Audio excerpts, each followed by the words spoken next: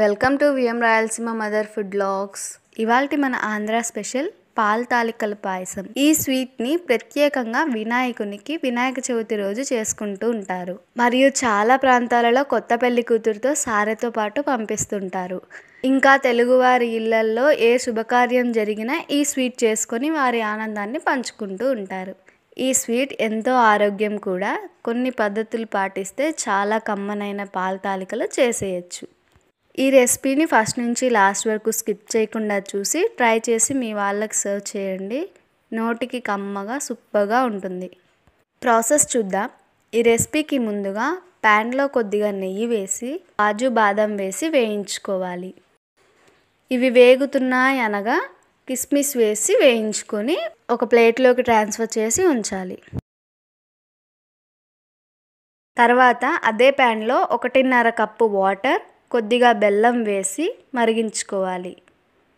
ఈలోపు మరోవైపు ఒక గిన్నెలో 1 కప్పు బెల్లం, కొన్ని నీళ్లు వేసి బెల్లం కరిగేంత వరకు కలుపుతూ ఉండాలి. ఇలా బెల్లం అంతా కరిగాక ఈ సిరప్ని చల్లారాక ఫిల్టర్ చేసి పక్కన ఉంచాలి. తర్వాత వాటర్ ఇలా మరుగుతుండగా అందులోనే 1 కప్పు బియ్యపిండి వేసి మిక్స్ చేసుకోవాలి. ఇలా బాగా ముద్దలా మిక్స్ చేసి స్టవ్ ఆఫ్ చేసి చల్లారనివ్వాలి. చల్లారిన మిశ్రమంని ఇలా బాగా ప్రెస్ చేసుకొని పిండి ముద్దలా కలుపుకొని అందులో నుంచి కొంచెం పిండిని తీసుకొని తాలికలు చేసుకోవాలి. ఇలా నేను ఎలా అయితే చేస్తున్నానో అలాగే మీరు తాలికలు కొన్ని, ఉండ్రాలు కొన్ని చేసుకొని ఒక ప్లేట్లో వేసి ఉంచాలి.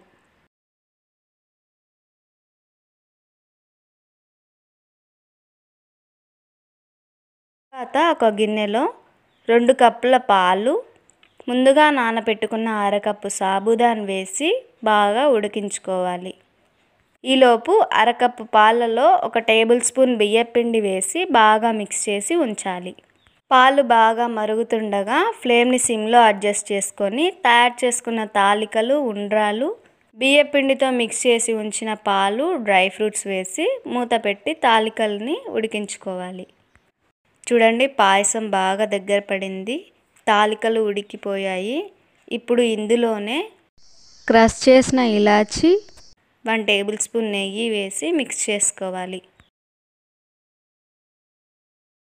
చివరగా బెల్లం సిరప్ యాడ్ చేసి కలుపుకొని స్టవ్ ఆఫ్ చేసి మూత పెట్టి ఒక 10 నిమిషాలు వదిలేసి సర్వ్ చేసుకోవాలి. పాల తాలికలు వేడి మీద తినటం కంటే చల్లారాక తింటే అస్సలైన టేస్ట్, ఫ్లేవర్ తెలుస్తుంది. ఈ పాయసం ఒక్కసారి తింటే చాలండి, మళ్ళీ మళ్ళీ కావాలని అడిగి మరీ వేయించుకొని తింటారు. అంత బాగుంటుంది. అస్సలు స్వీట్ నచ్చదు అనే వాళ్ళు కూడా ఇష్టంగా తింటారు. చాలా చాలా బాగుంటుందండి ఈ పాయసం.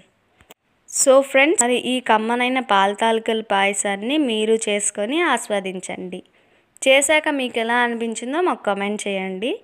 అలాగే మీరు ట్రై చేసిన ఆ రెసిపీ పిక్ని మా ఇన్స్టాగ్రామ్ని ఫాలో అవుతూ నాకు ట్యాగ్ చేయండి.